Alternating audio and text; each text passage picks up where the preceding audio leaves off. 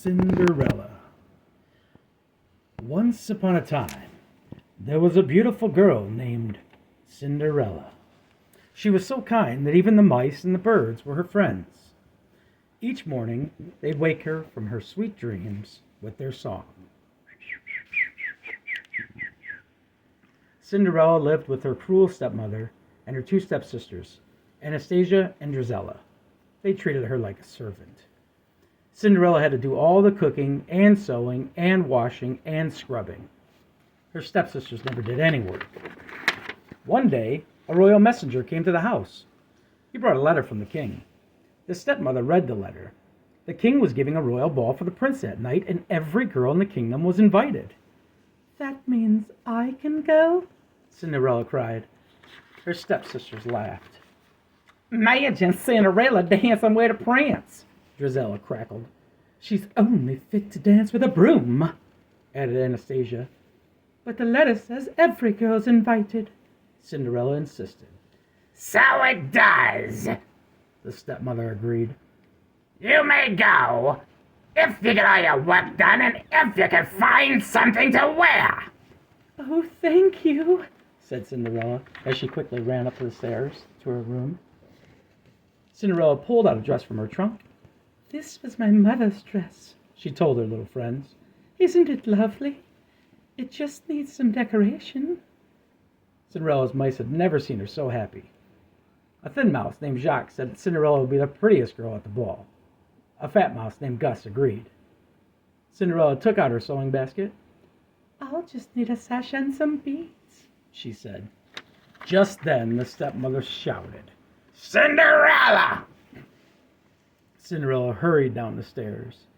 Cinderella, wash the floors!" "But I washed them yesterday." "Well, wash them again! And, dust the drapes and, clean the windows and then finish the sewing!" The mice felt sorry for Cinderella. "Cinderella do this and Cinderella do that," Jacques said. "Cinderella will never have time to fix that dress, then her stepmother won't have to let her go to the ball." "Poor Cinderella," Gus agreed. Then one of the other mice had an idea. "Oh, why don't we fix this dress for Cinderella? Oh, we can do it." All the animals agreed to help. Gus and Jacques sneaked in the stepsisters' room. Drizella and Anastasia were getting ready for the ball. "This sash is old. These beads are horrible." They threw their things away. Gus and Jacques took the sash and the beads. "Purty, purty," Gus exclaimed. "Shh," Jacques hissed. He was afraid they'd wake Lucifer the cat, but the mice made it safely back to the attic. Soon every beak and every paw was busy, and while the animals measured and cut and sewed, Cinderella helped her stepsisters with their gowns. Soon it was time to leave for the ball. "Why, Cinderella, you're not ready. What a shame!" Cinderella slowly climbed the stairs to her room. "Oh, well, what's the royal ball? It'll probably be just dull and boring and completely wonderful." But her dress wasn't finished, so she couldn't go. Cinderella opened the door to her room. "Surprise!" shouted the mice and the birds. Cinderella thought she was dreaming. Her dress was beautiful. "Oh, thank you," Cinderella told her little friends. She put on the gown and hurried down the stairs. "Isn't my dress lovely? May I go to the ball now?" Anastasia and Drizella gasped. "Mother, she can't go." "Well, we did have a bargain." At that moment, the stepsisters recognized the things they'd thrown away. "My sash!" Anastasia wailed. "My beads!" said Drizella. The sisters tore at Cinderella's gown. They took back the sash and the beads.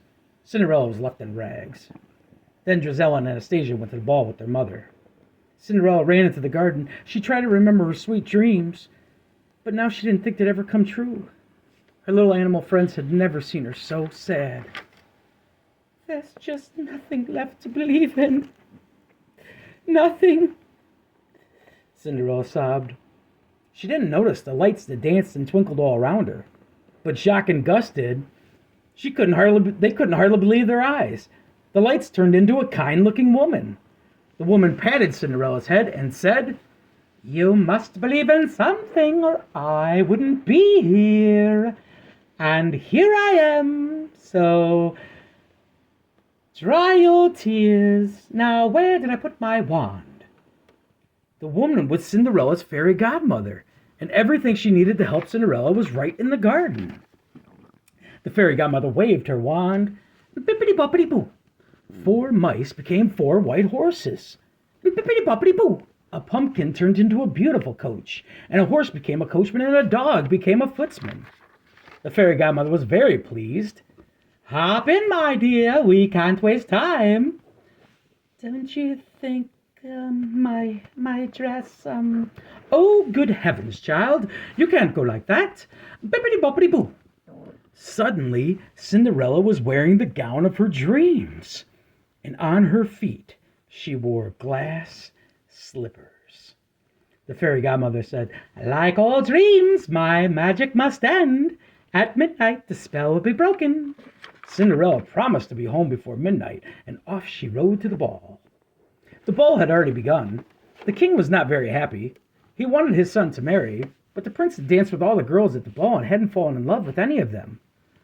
Love at first sight only happens in fairy tales, the duke told the king. But at that moment, Cinderella made her entrance, and the prince stared in wonder. Here was the girl of his dreams. The prince asked Cinderella to dance. Cinderella and the prince danced around the ballroom.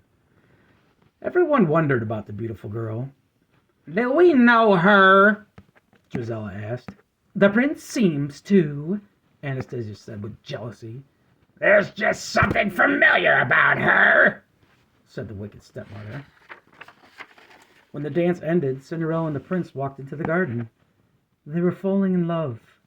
Suddenly, the clock struck midnight. I must go, cried Cinderella. No, but wait! But Cinderella couldn't wait, and as she fled, she lost 1 glass slipper. The prince showed the glass slipper to the duke. Find the girl whose foot fits a slipper, and I will marry her, said the prince. Meanwhile, Cinderella's dress had become rags again. The coach was now a pumpkin. The horse had become mice again, and the coachman and the footman had turned back into the horse and the dog. All Cinderella had left was 1 glass slipper. The duke searched the entire kingdom for the girl whose foot fit that slipper. Soon everyone knew the prince would marry that girl. When Cinderella heard this, she got a dreamy look in her eyes. The stepmother saw the dreamy look. She didn't want Cinderella to marry the prince. So she locked Cinderella in her room. She put the key in her pocket and left. Gus and Jacques saw everything. We gotta get that key, Jacques cried, and Gus agreed. The 2 brave mice managed to get the key from the stepmother's pocket. They struggled to get that big, heavy key up those tall stairs. And Jacques and Gus had to hurry, too, because the Duke had just arrived, and the footman's carrying the glass slipper. Anastasia tried to slip her on first. Her foot was much too big. Drizella tried next. She couldn't even get her toes in the slipper. Are there any of the ladies in the house? Asked the Duke. There's no one else, said the lying stepmother. The Duke was about to leave when Cinderella came down the stairs. Jacques and Gus had freed her. May I try on the slipper, please? But the cruel stepmother tripped the footman fell, and the slipper broke. Luckily, Cinderella had the other glass slipper, and of course, it fit perfectly. Cinderella and the prince were soon married. It was Cinderella's dream come true. Jacques and Gus weren't surprised because they always knew, if you keep on believing, that's just what dreams do. Bippity-boppity-boo. Good night to you. Thanks for listening. Bye-bye.